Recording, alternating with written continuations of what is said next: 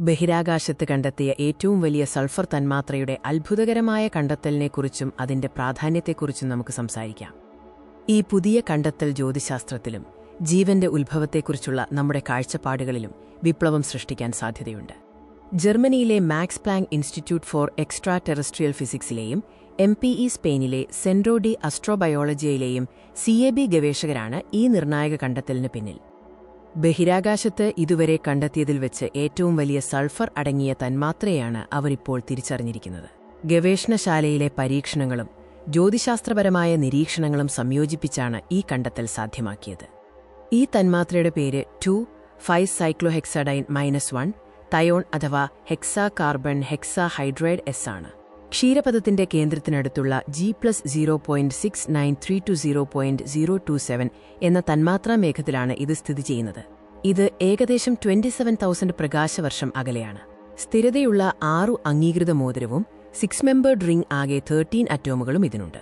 ഇത് മുമ്പ് കണ്ടെത്തിയ സൾഫർ സംയുക്തങ്ങളെക്കാൾ വളരെ വലുതാണ്.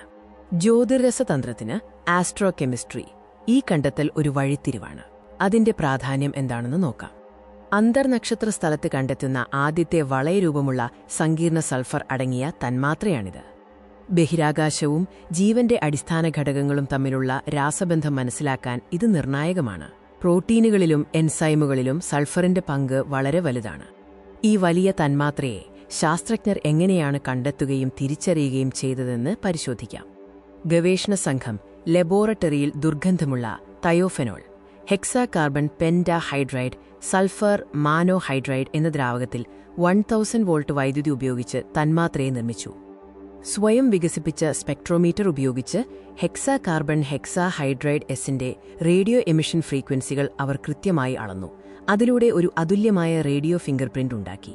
സ്പെയിനിലെ ഐറാം 30 മീറ്റേഴ്സ്, യെബെസ് 40 മീറ്റർ റേഡിയോ ദൂരദർശിനികളിൽ നിന്ന് ലഭിച്ച ജ്യോതിശാസ്ത്ര ഡാറ്റയുമായി ഈ റേഡിയോ സിഗ്നേച്ചർ ഒത്തുനോക്കി. ഈ കണ്ടെത്തൽ ജീവന്റെ ഉത്ഭവത്തെക്കുറിച്ചുള്ള നമ്മുടെ കാഴ്ചപ്പാടുകളിൽ എന്ത് മാറ്റമാണ് വരുത്തുന്നത്?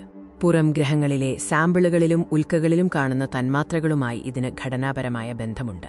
ഇത് ഒരു രാസപരമായ പാലമായി വർത്തിക്കുന്നു. നക്ഷത്രങ്ങൾ രൂപപ്പെടുന്നതിന് വളരെ മുമ്പുതന്നെ അന്തർനക്ഷത്ര സ്ഥലത്ത് ജീവന്റെ രാസപരമായ അടിത്തറ ആരംഭിച്ചു എന്ന് ഇത് തെളിയിക്കുന്നു. ഈ കണ്ടെത്തൽ കൂടുതൽ സങ്കീർണമായ സൾഫർ വഹിക്കുന്ന തന്മാത്രകൾ കണ്ടെത്തപ്പെടാൻ സാധ്യതയുണ്ടെന്ന് സൂചിപ്പിക്കുന്നു.